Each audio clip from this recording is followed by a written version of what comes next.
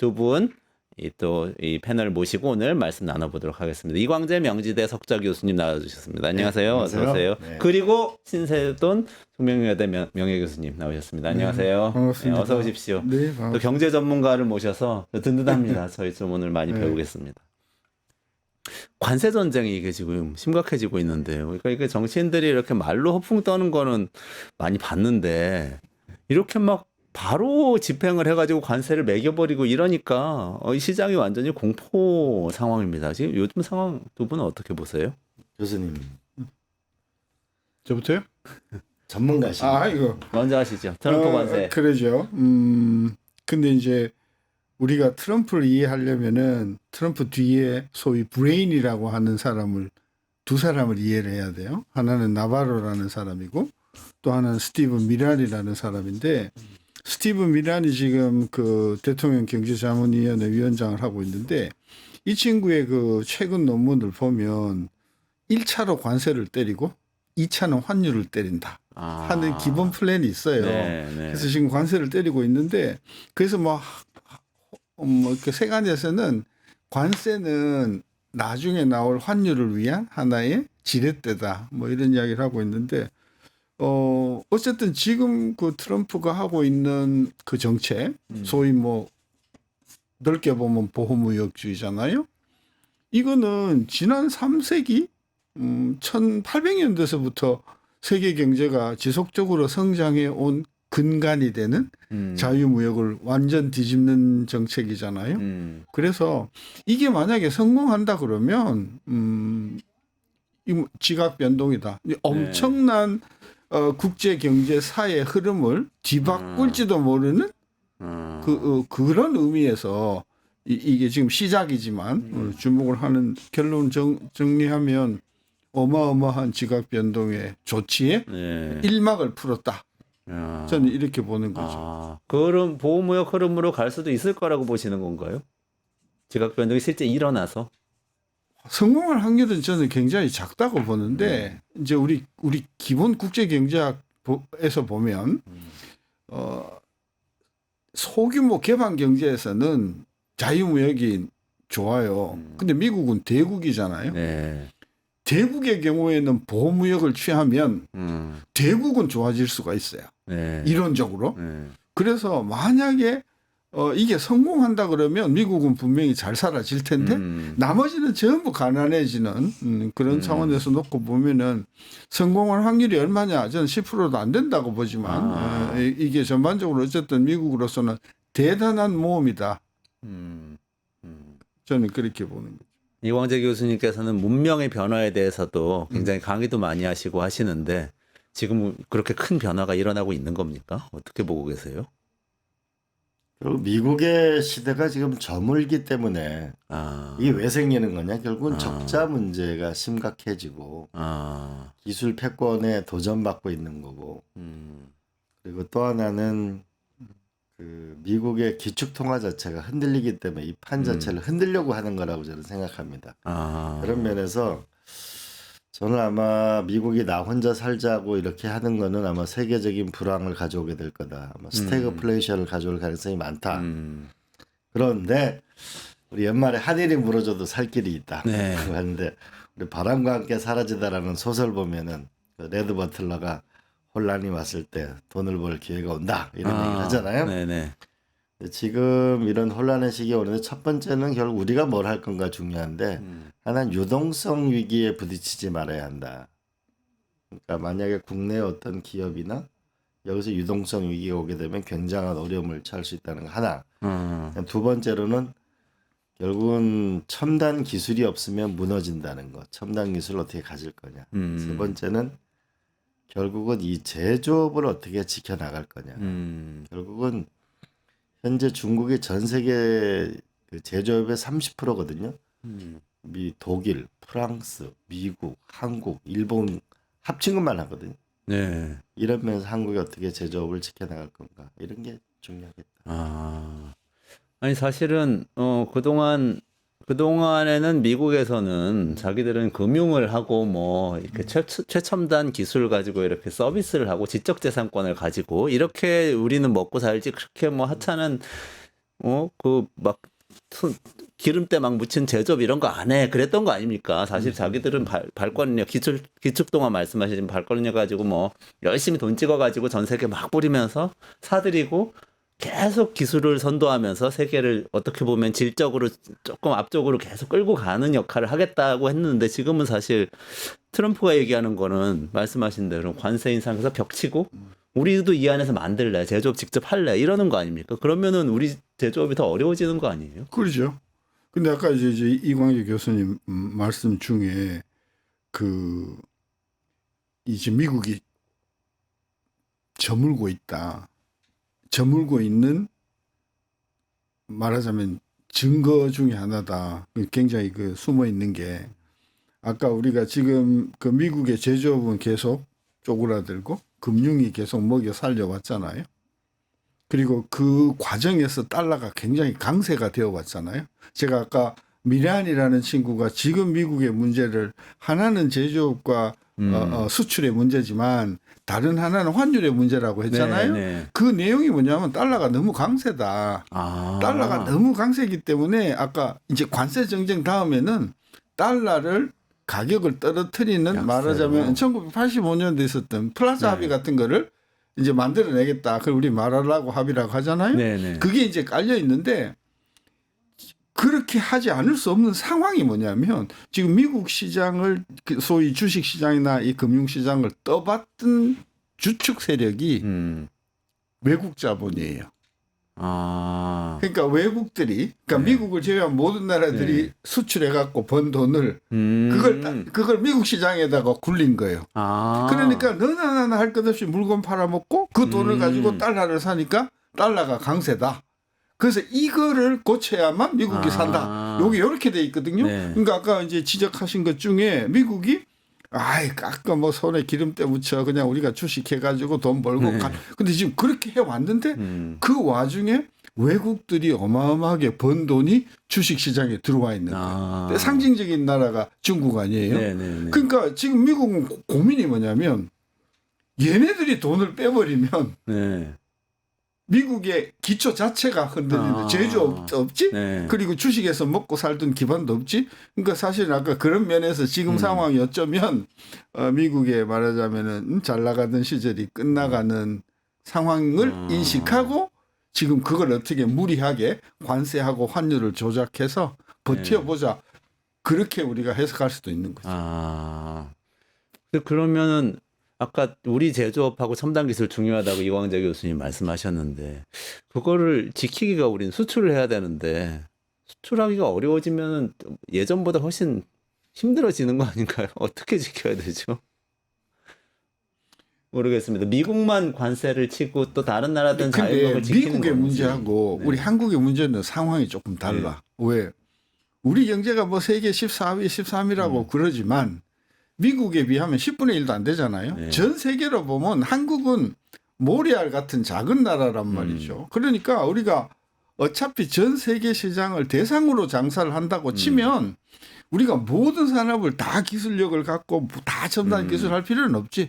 한 두어 서너 개만 잘해도 우리 경제가 꾸려가는 데는 아무 문제가 없잖아요. 우리 지난 20년 동안 이 반도체하고 자동차 때문에 우리가 꾸역꾸역 살아온 거 아니에요. 그런 면에서 제조업의 첨단 기술이나 이런 것들이 다 할 필요는 없고 우리가 전략적으로 미래가 보이는 제조업을 우리가 집중 육성을 하는 쪽으로 가면 소위 우리 리카르도가 이야기하는 비교 우위의 원칙에 의해서 그거 팔아먹고 거기서 달러 벌어가지고 원유 사고 꾸려나갈 수 있다. 저는 그래서 우리나라의 그 문제는 그 뭐 미국이나 중국처럼 그렇게 광대하고 심각한 문제는 아니다. 저는 그래 보는 거죠. 전략적으로 산업을 지정해서 그것들을 잘하는 걸 잘하게 만들면 된다. 전 되지 않는가.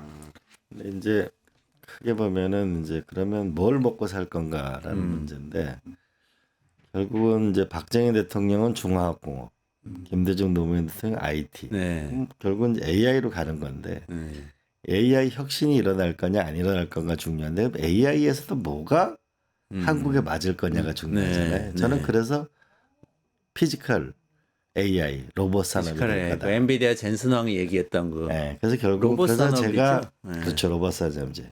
그래서 제일 중요한 건 그래서 현대자동차가 갖고 있는 보스턴 다이내믹스를 유치해야 된다. 아 보스턴 다이내믹스가 로봇에서 그래도 최첨단 회사인데 인수했죠. 세계 현대차가. 최첨단 회사하고 네. 현대자동차가 인수했는데 만약 저것을 우리가 유치하게 되면 부산, 경남, 울산 지역의 자동차 부품은 산업은 새롭게 일어설 수 있는 로봇 절대적 기회가 산업으로. 되는 거죠. 그리고 아. 로봇 자체가 산업계 혁신을 또 가져오게 되는 거죠. 네네네. 그다음 두 번째로는 또 하나는 이제 미국, 중국이 이렇게 다투게 되면은 플랫폼 국가가 되는 게 하나의 전략인데 싱가포르 같은 데 있잖아요. 네.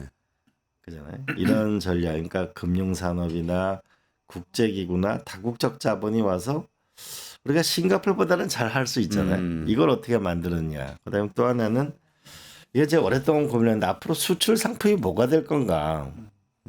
저는 도시가 될 거다. 이제 과거에는 물품을 파는 시기였다면 앞으로 30억 명의 도시로 나오거든요. 네. 인도네시아. 도시 인구가 전 도시, 세계적으로 도시가 그렇게 된다. 그러면은 우리가 6.25 전쟁 이후로 60년 동안 돈을 아주 버는 모든 돈이 은행 통장 잔고 빼놓고 서울 이 빌딩 이런 거잖아요. 빌딩, 공항. 응? 도시인데 인도네시아도 보면 수도를 옮기잖아요. 네. 어마어마한 비용을 들여서. 맞아요. 네. 그러면 이 도시라는 건 소프트웨어 산업이거든요. 우리가 6.25 전쟁으로 가장 많은 도시를 만들어 봤고 제가 마이크로소프트사에 가봤는데 거기에 이렇게 써 있더라고요. 도시의 OS를 개발하는 자가 세상을 지배하게 될 것이다. 아, 도시의 OS, 도시의 운영 체제를 말씀하시는 거군요. 그리고 도시를 수출한다는 게 그리고 운영 스마트 방법. 시티로 넘어간다 이런 얘기죠. 아, 그렇군요. 왜냐하면 지금 휴대폰 OS 이거 하나 가지고 세계를 끌고 가잖아요. 정말 재밌는 얘기네요. 근데 아까 그 미란 보고서 얘기를 네. 돌아가서 여쭤보고 싶은데 만약에 미란 보고서 내용대로 뭐 착착된다고 했을 때 뭐 다른 국가들하고도 협상이 잘 돼서 관세도 다 올리고 플라자 합의 같은 어떤 말하라고 협의가 이루어져 가지고 또 환율도 다 달러와 약세가 된다고 했을 때 다 좋은데 미국 물가가 엄청 오르는 거 아닙니까? 그럼 수입하려면 달러 약세니까 수입 물가도 오르죠. 관세 붙여서 해야 되니까 더 오르죠 하니까 그걸 견딜 수가 있어요. 그죠. 그렇게 많이 생각하죠. 미국의 GDP가 35조 달러쯤 되거든요. 수입이 3조 달러예요. 10분의 1이 안 돼요. 근데 제가 미국의 GDP가 35조 달러라는 거는 부가가치 기준이거든요. 아, 그러네요. 매출로 따지면 한 100조 달러쯤 돼요. 네. 그럼 100조 달러 매출에 수입이 3조 달러니까 3%가 안 돼요. 그러면 수입 원자재 또는 수입 뭐 소비재 이런 걸 다 합해서 전체 매출의 3%도 안 되는 상황에서 원자재 가격이 관세 때문에 50% 오른다고 하자. 그럼 그것이 미국의 물가에 주는 효과는 얼마냐? 관세 50%에 물가 1%거든요. 그럼 관세가 평균 제가 계산해 보니까 상호 관세가 미국의 교역 비중으로 다 계산해 보니까 30%더라고요. 그러니까 30%가 그대로 간다고 했을 때 그게 미국의 물가에 주는 효과는 풀 이펙트가 다 왔을 때 1%가 안 된단 말이에요. 그러니까 생각하는 것만큼 관세가 물가를 영향을 많이 주지 않는다. 마찬가지로 환율도 10% 올라갔을 때 미국이 물가에 주는 영향은 0.3%밖에 안 돼요. 그러니까 과거에 우리나라 그 거시 경제 분석을 해보면은 우리나라 같은 경우와 같이 이제 개방 경제잖아요. 수출입이 많이 의존하잖아요. 그 경우도 환율이 10% 올랐을 때 물가에 주는 영향은 0.3% 정도밖에 안 돼. 그래서 생각하는 것만큼 물가가 오르는 것은 아니다. 그런데 환율 때문에 모든 사람들이 물가가 오르는 걸 보거든요. 네. 마트에 가보면 막 50% 60% 올랐잖아요. 네. 그러므로 해서 사람들이 이 소위 expectation을 바꾸는 거예요. 이거 물가 올라가는 거 아니야? 네네. 요런 이제 기대를 하게 되면 그게 바로 뭐로 반작용으로 나타나냐면 임금 협상에서 급여를 올려달라고 하는 요구로 반영이 되겠죠? 이제 이래 되면은 이건 또 다른 문제가 되는 거죠. 그래서 정리하면 환율 자체가 거시 경제적으로 물가에 주는 영향은 대단히 작으나 그것이 심리적으로 영향을 줘갖고 사람들의 기대에 인플레 오는 거야. 그러면 내 급여를 올려야지. 요게 요렇게 연결되면 상당한 인플레가 지속이 될 수가 있다. 그런. 저는 이제 교수님 말씀을 좀 보태면은 미국은 왜 이런 일을 할까 또 생각해 보면은 결국 근본이제를 깼잖아요. 그러니까 네, 결국은 기축통화 체제를 만드는 거는 결국은 이 중동의 석유하고 페트로달러 체제를 둘이 연동시키면서 세계 질서를 재편한 거잖아요. 네. 나는 이거 환율을 좀 있으면 건드리게 될 건 아마 환율 조작국이다. 응? 이 환율에 대한 공격을 하는가 동시에 나중에 그럼 본질적으로 어디로 가게 될까라고 보면은 나는 또 하나의 이 중동, 왜 지금은 미국 스스로가 이미 원유를 자급자족을 하잖아요. 네, 네, 네. 그러니까 중동하고 지금 서서히 갈등을 네. 빚는 거잖아요. 그럼 페트로달러 체제 다음에 달러 기축통화 체제를 유지할 수 있는 뭔가 시스템을 짜려고 하는 거 아닐까. 하나는 환율 조작국 문제를 문제 삼고 더 나아가서 나는 뭔가 이 스테이블 코인이나 뭔가 새로운 통화 체제나 새로운 이거를 뭔가를 준비하고 있는 거 아닌가. 나는 그런 생각이 미국에 그냥 이게 버리는 일이 아니고 난 새로운 세계 질서의 구축을 전략을 가지고 움직이는 거라고 저는 그렇게 생각해요. 기축 통화 체제를 바꾼다. 그렇게까지 생각하고 있다. 페트로달러 이렇게 석유와 연동돼 있는 걸 바꿔 나가는 거죠. 이제. 근데 지금 상황에서는 이렇게 하면은 더 미국이 고립되는 분위기로 가는 건 아닌가요? 그렇죠. 고립되죠. 그러니까 벌써 지금 중국하고 EU가 네. 좀 손잡고 우리 공동 대응하자. 네, 거기다가 만약에 러시아까지 가면 완전히 미국을 고립시킨다 가면은 큰일 나는 문제죠. 근데 아까 지금 그 달러 체제 우리가 소위 1947년도 브레튼 우즈 체제 이후에 사실 이제 근본위제를 버린 거는 1932년인데 네. 그 근본위제 이코로 영국의 파운드 체제거든요. 그러니까 결국은 근본위제를 버린 거는 영국이 저물고 그 골드의 중심에 달러를 두고 네. 사람들이 뭔 달러야 이거 종이 쪼가리 아니야. 그래 오케이 그러면은 이 달러 가져오면 금 바꿔줄게 네. 해가지고 이제 우리가 브레튼 우즈 체제가 시작했는데 이번에 그 미란 보고서 내용을 다루다 보면은 이런 이야기가 있어요. 지금 중국도 위안화를 기축통화로 하겠다는 움직임이 좀 있거든요. 네, 네. 굉장히 그 치밀하게 지금 네, 하고 네, 있는데 네, 네. 지금 트럼프가 굉장히 고민하는 게 뭐냐면 사람들이 달러를 버리게 되는 것. 그러니까 기축통화로서의 달러의 위치가 손상이 가는 것. 네. 이걸 제일 꺼려하는 지금 상황이거든요. 그래서 그게 이제 뭐 스테이블 코인이나 뭐 다른 그 기축통화로 가는지는 모르겠으나 어쨌든 트럼프는 달러의 이 그 지위 이거를 계속 지키고 싶어 한다. 그렇죠. 그게 패권이니까. 그렇죠. 네. 그게 무너지면 미국은 진짜 기댈 곳이 없다. 그 생각을 아직도 하고 있는 것 같아서. 근데 문제는 뭐냐면 달러가 너무 강세니까 이거 어느 정도 약세로 가자. 그러면 네, 네. 어느 정도 약세냐? 내 모르긴 해도 그 달러 인덱스 기준으로 100 정도? 100. 지금 102거든요. 네네네. 한 100 정도까지 이제 그 유지시키. 왜냐하면 한 몇 달 전에 110까지 갔었거든요. 네네네. 그래서 이건 너무 세다. 그래서 내부적으로는 달러를 한 100 정도, 달러 인덱스 정도, 100 정도로 유지하는 합의를 하자. 근데 아까 잠깐 말이 나왔는데 그 말하라고 합의에 네네네. 그 내용이 핵심이 뭐냐 하면요. 달러 사지 마라. 하지 말고 네. 왜 달러 사면 달러 가치가 올라가니까 네, 네. 대신 국채를 사라. 국채를 사는데 국채도 만기가 짧은 거 사지 말고 100년짜리 사라. 100년짜리 사는데 조건이 있다. 네. 이거 사면 절대로 못 판다. 그거는 그냥 삥 뜯는 거 아닙니까? 그렇죠. 속된 삥 말로. 뜯는 거지. 삥 뜯는 돈 건데 내놔라. 아무도 따라올 사람이 없을 거 아니에요. 네. 그지? 그래서 얘네들이 이제 고안해낸 아이디어, 이게 미란 아이디어입니다. 네. 너가 100년치를 갖고 있다가 갑자기 달러를 써야 할 일이 생기지 않냐. 그러면 연방준비은행이 무제한으로 그걸 담보로 해서 있는 만큼 현금을 캐시를 해줄게. 요게 말하라고 합의의 이제 핵심이고요. 네. 그 다음에 이제 안 들어와? 오케이. 그러면 우리가 너가 군사적으로 보호 안 해줄 거야. 근데 내가 보기에는 좀 유치하게 짝이 아무도 따라올 사람 없을 것 같아. 그렇죠. 이제 저기서 이제 우리가 미국 하원 의장이나 미국의 큰 정책의 변화 보면은 코인에 대해서 계속 언급을 하잖아요. 왜 그럴까? 근데 그 미국 하원 의장 얘기해 보면 미국 국채의 불안정성을 보완해주는 역할을 할 수도 있을 수 있다. 이런 얘기인데 그래요? 결국은 현재 이 페트로달러 체제에 묶여져 있는 이것에 뭔가 지금 변화를 껴하려고 하는 전략을 가지고 움직이고 있는 건 맞는 것 같은데 그게 과연 어느 정도 현실성이 있을지 이제 이거는 두고 봐야 될 문제인데 근데 이렇게 되든 저렇게 되든 우리가 과거에는 우리가 지난 정부 때는 마치 코인 이렇게 얘기하면 저건 완전히 무슨 사기꾼들 범죄자 이렇게 생각했는데 네. 미국의 정책이 변화되고 있잖아요. 그러니까 네. 미국하고의 일정 부분 리스크를 줄이면서 보완 효과를 갖는 제도 설계는 해놓는 게 필요할 거라고 저는 봐요.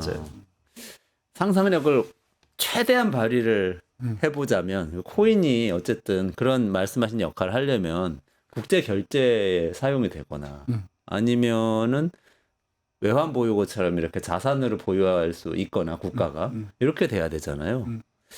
최대한 상상하면은 그렇게 아니, 될 수가 결제 있을까요? 수단으로서는 작용할 수가 있죠. 네. 예, 그 수단이 결제 수단으로 작용할 수 있는데 이게 지불 준비 자산으로 하려면은 많은 나라들이 그걸 지불 준비 자산으로 인정을 해줘야 되잖아요. 근데 그건 전 어렵다고 생각해요.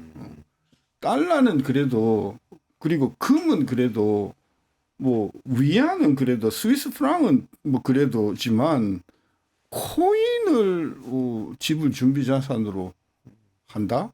그거는 그래서 왜 그 트럼프가 처음에 그 이야기를 했었잖아요. 코인을 그 지불 준비 자산으로 미국이 해야 된다고 그랬다가 난리가 났거든요. 난리가 나니까 결국은 우리가 그걸 사자는 이야기가 아니고 범죄 단체로부터 회수한 것만 우리가 하자. 근데 회수한 걸 안 팔겠다. 그죠. 거죠? 안 팔고 유통 안 하고. 근데 좀 궁색한 것 같아요. 그러니까 준비가 안 돼 있는 것 같아요. 그쪽 분야에 있어서. 아니, 경제학자 선생님들은 이렇게 항상 말씀하시더라고요. 근데 또 이렇게 또 업계에 계신 분들 또 이제 상상력이 풍부하신 이렇게 이광재 교수님 같은 분들은 또 이렇게 상상력을 펼치시고 좋습니다. 약간 이렇게 얘기를 틀어서요. 저 정도 하겠죠. 뭐 금융기관에서 뭐 매입할 수 있는 뭐 1%, 1%, 2%, 2% 자산으로 편입해 놓는 편입할 수 그 정도 있게 하게 하는 포트폴리오에. 알겠습니다. 그거는 전문적으로 한번 더 알아봐야 될 것 같은데. 아까 제가 모두에 말씀드렸는데 어쨌든 지금 관세 전쟁이 미국 중국 사이에 강하게 벌어지고 있는 거 같지 않습니까? 아까 묻고 더블로가 이런 분위기로 트럼프가 나오는데 이거는 결국에는 어떻게 될까요? 이게 지금- 전형적인 포커 게임입니다.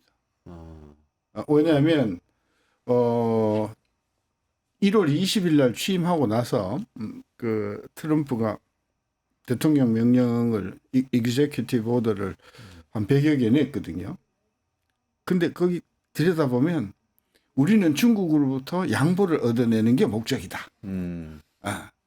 우리는 중국하고 장기적으로 우호적인 그런 관계를 유지하고 싶다.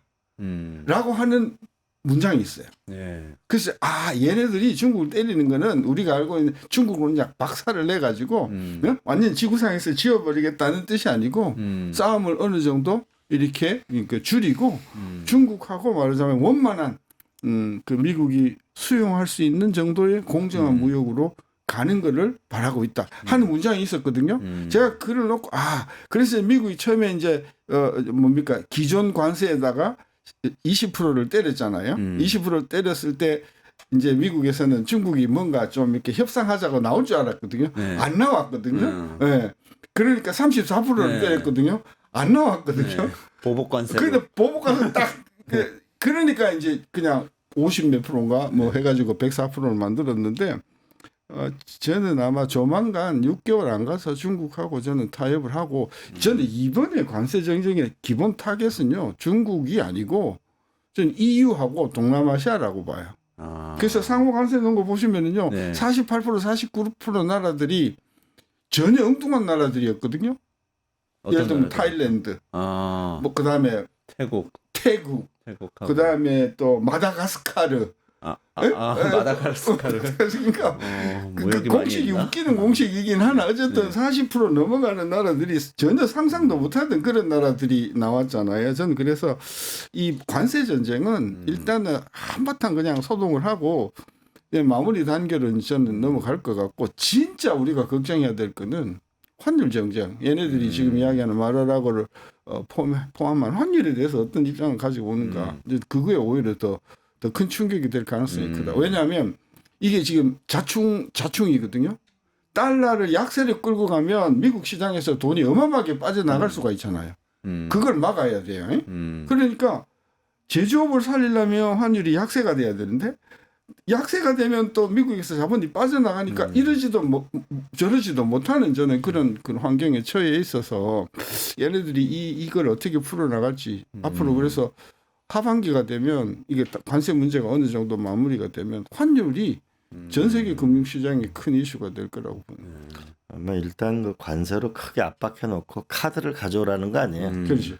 카드를 뭐 투자를 얼마 할 거라든지 가져오면은 그다음에 협상 여지가 있다. 아주 전형적인 이 비즈니스 협상 전략인데 강자 중심의 협상 전략이죠. 네네네. 이제 그런 걸로 보면 이제 우리나라가 어떻게 할 건가라 보면 이게 원팀이 돼야 되는데 정부하고 기업하고. 네. 근데 얼마 전에 정의선 우리 회장이 가가지고서 투자하겠다라고 했는데 바로 며칠 있다가 그냥 한국 관세. 그러니까요. 네? 가서 분위기 좋았는데 정의선 회장하고 선파하고. 그래서 저는 그거 할 때 잘한 거다. 근데 과연 그게 정부하고 얘기가 돼서 큰 보따리를 준비해 놓고 하는 걸까? 아. 근데 그게 아니고 이제 사탕 한 개 주고. 단독으로 가서. 얼마 전에 또 그 산자부 장관 때는 대한항공이 또 비행기를 수십조 달러 사겠다. 라고 했는데 또 그것도 뭐냐면 그냥 간 거고. 우리 최태원 회장하고 얼마 전에 간 거는 정부가 가달라고 해서 갔는데 그 미국 국회가 회기가 안 열리는 동안에 가버린 거예요. 아, 효과가 그랬어요. 없는 거죠. 그러니까 네. 이 지금 정부가 기업을 보호해주지 못하고 있다. 사실 미국의 백악관이 바로 기업한테 연락해서 투자하라고 하고 있거든요. 거의 미칠 지경이잖아요.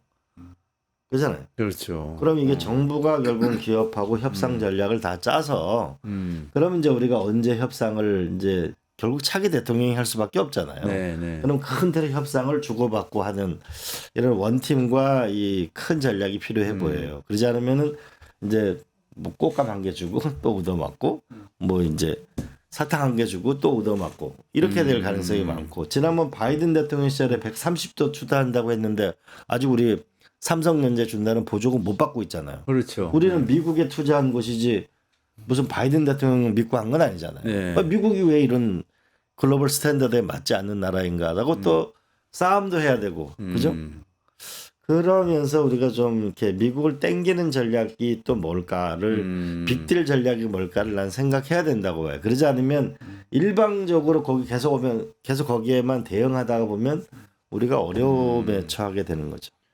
한덕수 총리 대통령 권한대행이 트럼프하고 통화했다고 얘기가 나왔는데 또 뭐 트럼프는 트위터에 올린 거 보니까 X죠 지금 올린 거 보니까 뭐 여기 이제 주한미군 주둔비 왕창 받겠다 뭐 이렇게 막 올렸더라고요. 통화했는데 얘기 다 됐다는 식으로 하던데 이럴 때 어떻게 해야 돼요? 진짜 저는 걱정됩니다. 처음부터 그 이현재 교수랑 같이 쓴 책 있잖아요. 자, 500억 달러 우리가 흑자 보는데 우리가 1년에 에너지 수입하는 게 1,700억 달러다. 우리나라가 전체적으로요. 전체적으로 에너지 수입하는 게 94% 수입하니까. 일본이 수입하는 게 1,800억 달러다. 그러면은 우리가 미국 에너지를 사줄게. 라고 아주 판을 크게 던지자. 그러면 이제 이거에 대해서 트럼프 대통령은 알래스카 걸 사라. 그리고 가스관도 해라. 이렇게 나오는 거잖아요.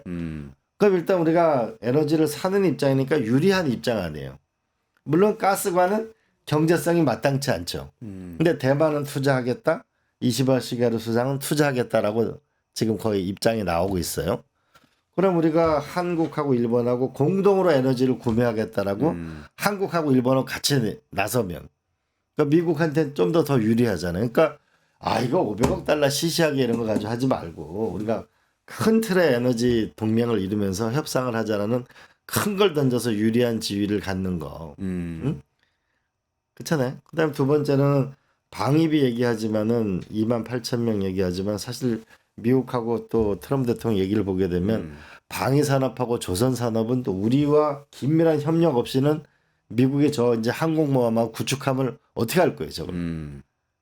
바다에서 뭔가 협력이 일어날 수 있는 그래서 우리가 윈윈할 수 있는 잘할 수 있는 카드도 빨리 준비를 해가지고 차기 대통령 오면은 이제 6월 14일 날 캐나다의 G7 정상회의가 열리니까 그때부터 아마 10월 30일 경주 에이펙 정상회담까지 숨가쁜 아마 올 1년이 기다리고 있는 거 아닌가 싶은데. 우리나라 좀 정신 똑바로 차려야겠네요. 그 아까 그 부분에 제가 동의를 하는 게 뭐냐면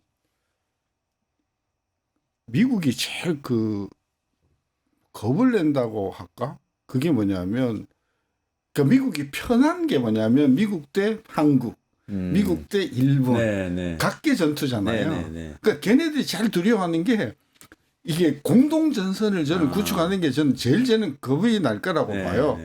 그런 면에서 저는 정의선 그 회장이 좀 섣불렀다고 생각하는 게 그 사실 정의선 회장만 간 게 아니고 손정희도 가고 그랬거든요. 네. 그러니까 일본 기업가들도 많이 갔어요. 그러니까 우리가 공동 전선을 형성해야 된다는 거죠. 그러니까 정의선 회장이 손정희한테 회장 당신네도 할 거냐, 우리도 할 거냐, 우리 같이 하자.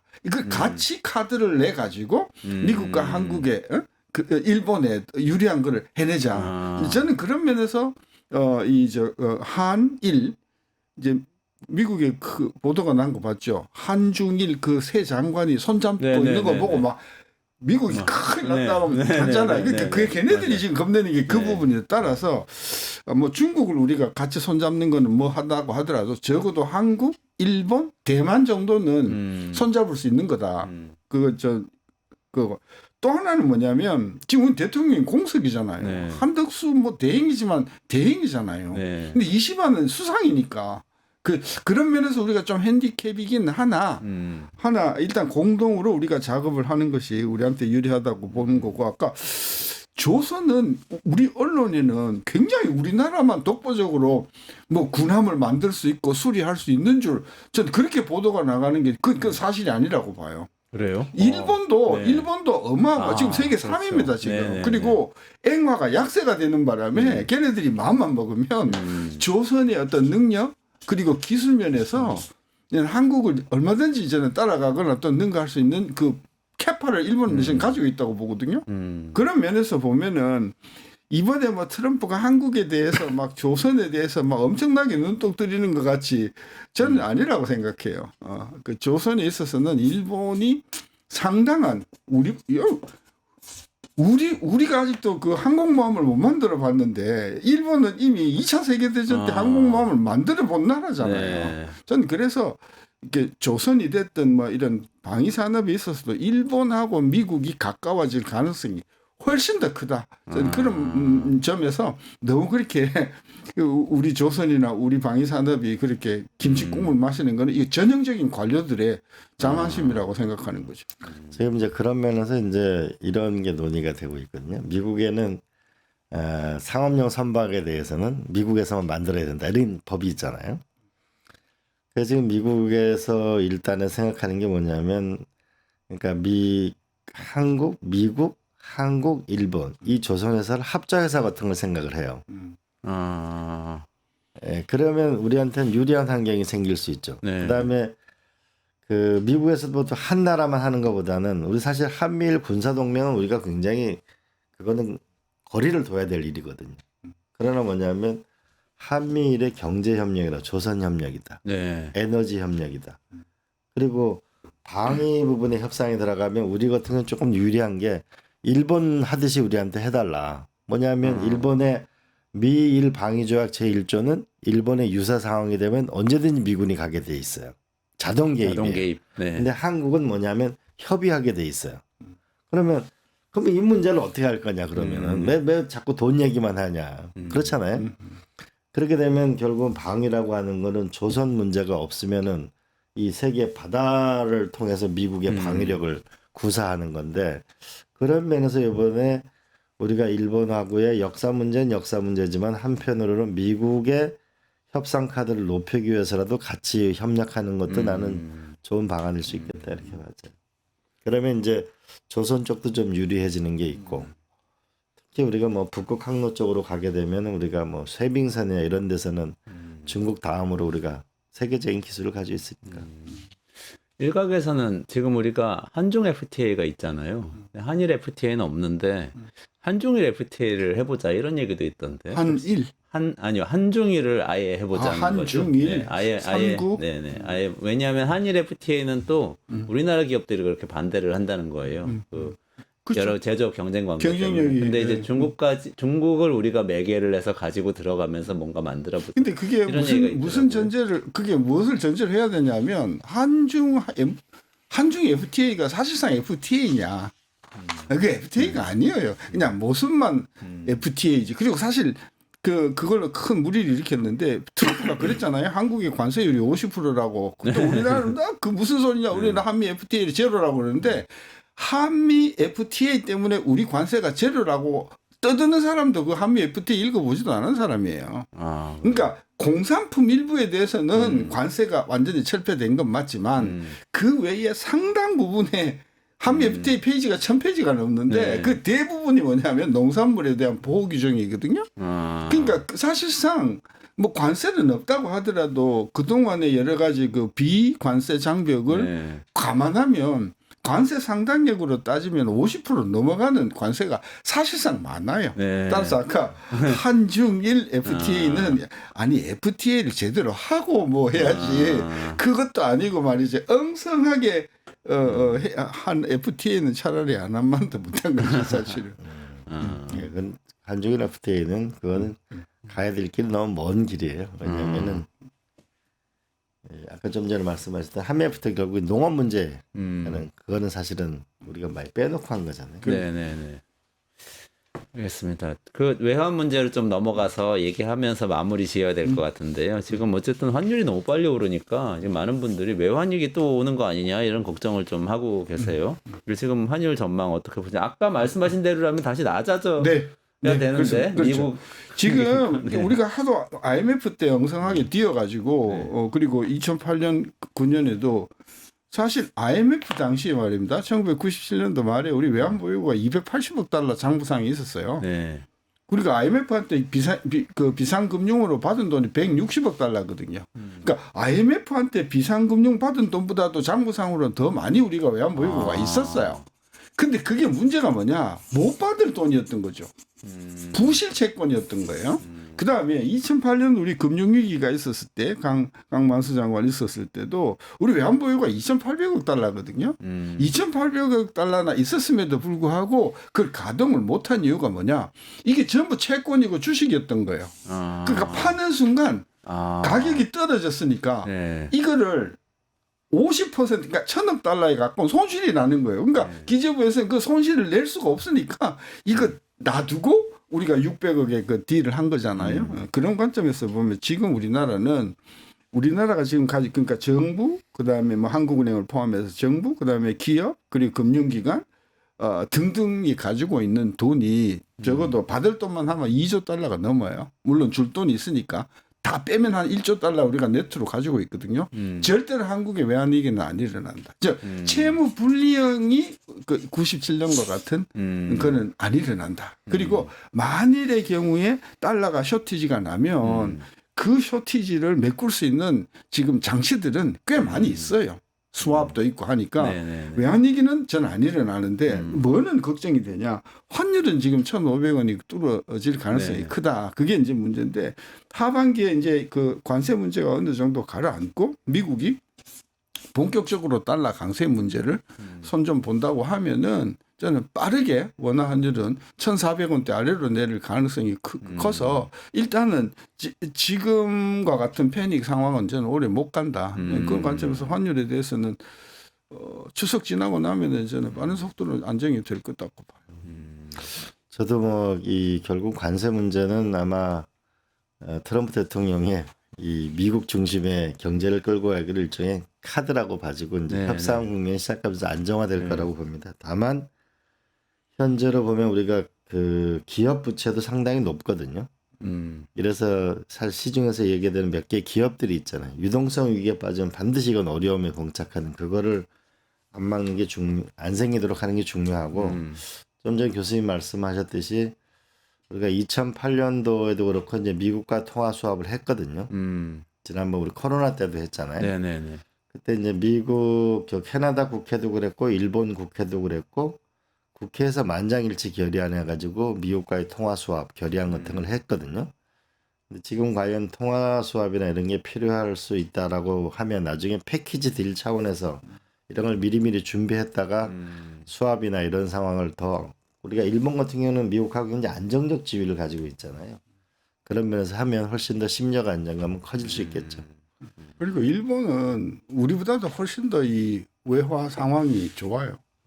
그리고 일본은 뭐 기축통화는 아니지만 만일의 경우가 딱 생겼을 때 네. 일본은행이 앵화를 찍어가지고 네. 야 달러 좀 바꾸자 그러면 아. 줄 서서 바꿀 그 동원할 수 있는 돈이 몇 조 달러 되거든요. 네. 근데 우리가 만약에 상황이 돼갖고 우리 신사임당 할머니 찍어가지고 달러 좀 바꾸자 그러면은 그 아무도 안 할 거다. 그런 면에서 저는 일본은 우리가 생각하는 것만큼 그렇게 약한 나라가 아니다. 얘네들이 금융적으로도 그러고 기술적으로도 그러고 우리보다 벼스 위의 나라다라는 사실을 우리가 너무 간과하는 것 같아서 그리고 이번에 트럼프도 좀 있으면 이제 나타나겠지만 우리가 지금 25% 일본이 24%인데 저는 빠르게 일본하고 협상해가지고 저는 일본의 경우에 관세율이 10% 아래로 곧 떨어질 거라고 봅니다. 아 그래요. 그 상호 관세율. 아마 우리도 아마 협상을 우리도 미국하고 또 서로 주고받을 게 많이 있으니까 그렇게 될 거라고 보고 결국은 오늘은 우리가 그 일본과의 역사 문제는 역사 문제지만 일본과의 협력을 가지고 뭐냐면 미국과의 협상을 같이 해나가는 거. 왜냐하면 미국이 사실은 지금 어렵거든요. 그런 면에서 한국하고 일본하고 같이 움직여주는 게 미국의 전략적 이익에는 굉장히 중요한 거고. 그럼 우리는 그걸 가지고 서로 협력하면 좀 더 유리한 협상 환경을 만들 수가 있고 라고 봐지는데 근데 결국은 자기 실력 같아요. 결국 우리 경제 체질과 기술을 갖고 있느냐 없느냐. 우리가 반도체 근데 이제 기술을 쌓는 게 하루 이틀이 되는 오래 게 아니고 걸리니까. 일본은 100년 이상 이제 기술을 닦아온 나라인데 그래도 우리 반도체 자동차 이런 것들 기술이 어때요? 그래도 경쟁력이 그동안 있었던 거 근데 아닌가? 반도체는 뭐 지금 대만 다 따라왔잖아요. 그리고 이제 미국도 파운드리가 마음 먹고 문제고. 그다음에 일본도 지금 마음 먹고 반도체를 생산하니까 우리가 뭐 반도체 영원히 우수할 거라고 생각 못했던 것이도 그리고 자동차 뭐 지금 현대가 잘하고 있지만은 사실 공평하게 미국에서 자동차 평가를 하는 JD 파워의 그 평가를 보면 우리가 뭐 타의 추종을 불허하는 그런 자동차 메이커는 아닌 것이죠. 그러니까 우리는 현재 수준만이라도 잘 지켜내면 괜찮은데 지금 중국 따라오죠. 조금 있으면 인도네시아 따라올 거고요. 조금 있으면 태국도 따라올 거 아니에요. 그러니까 우리가 우리 현재 위치를 잘 지키는 것만 해도 이게 쉽지 않은 일이단 말이에요. 그래서 저는 너무 일본을 그냥 역사 의식을 가지고 막 도저히 상종 못할 사람이라고 생각하는 것도 진 좋지 않고 그다음에 또 일본을 또 너무 기술적으로 폄하하는 것도 저는 우리 위상을 정확하게 잘 알고 일본한테 배울 게 있으면 배우고 배울 게 있으면 대만한테도 배우고 태국한테도 배우고 이런 겸한 자세가 진짜 굉장히 필요하다고 생각합니다. 저기다 이제 더 보태면 지금이 미국이 전체적으로는 깔아앉는 것 같지만 사실 앞으로 10년, 20년에 세계 하이테크는 미국이라고 봐야 돼요. 결국 우리가 루트 서버의 86%가 미국이거든요. 결국 이 지식과 기술이라는 부분에서 미국이 갖고 있는 압도적 위위 부분을 우리는 또 어떻게 얻어낼 것인가. 우리가 지금 미국 유학생이 점점 줄어들고 있거든요. 그럼에도 불구하고 일본보다는 3배 많아요. 그게 오늘날 미국, 우리 한국의 기술력의 힘이라고 봐야 돼요. 결국 지적 힘이 그걸 갖고 결국 세계의 기술을 일으키는 거니까 그런 면에서 일본과 협력할 건 하고 협상력을 높이고 결국은 하이테크 기술은 미국하고 어떻게 원활히 이런 그런 면에서 이런 거죠. 우리가 갖고 있는 돈이 있으면 미국의 MIT 같은데 우리가 지금 AI 학과도 못 만들고 있잖아요. MIT 연구소에 우리가 조 단위의 돈을 한국하고 미국하고 같이 만들어낼 수 있잖아요. 그러면 거기에 있는 인력이 한국에 올 수도 있고 우리가 MIT에 보내서 연구할 수도 있고 그런 결국은 하이테크 AI 기술을 어떻게 받아들이느냐. 그래서 AI 경제로 대전환을 이뤄내면 기회가 있는 거고 그걸 못 만들면 어려운 거고. 그런 것 같아요. 알겠습니다. 오늘 여기까지 해야 될 것 같아요. 네. 요약하자면 한국과 일본이 손을 잡고 미국하고 잘 협상력을 가지고 잘 해서 관세의 이 파고는 잘 넘어가 보자. 그리고 장기적으로는 미국의 하이테크, 지식, 기술 잘 협력해서 우리가 그 기술력을 갖도록 노력을 해보자. 이렇게 정리를 해보면 되겠죠? 네. 네. 오늘 네, 같이 말씀 나눠주신 신세돈 숙명여대 교수님 그리고 이광재 명지대 석좌 교수님이었습니다. 이원재 끝내주는 경제 매일 오후 5시 45분에 진행하고요. 두 분하고 같이 인사드리고 물러가겠습니다. 네, 고맙습니다. 네. 뉴스토마토가 12.3 내란을 막아낸 시민영웅 1000명 찾기 프로젝트를 진행합니다. 내란을 막고 탄핵 소추를 이뤄낸 시민영웅 1000명을 찾아내 대한민국 민주주의의 역사로 기록하고 시상의 본보기로 삼음으로써 민주주의를 더 널리 확산하기 위한 프로젝트입니다. 이 과정에 직접 참여했거나 참여자를 추천해 주실 분들은 우측 제보하기 QR코드나 아래 메일로 추천 및 제보해 주세요. 많은 참여 바랍니다. 뉴스토마토와 함께해 주실 분들을 기다립니다.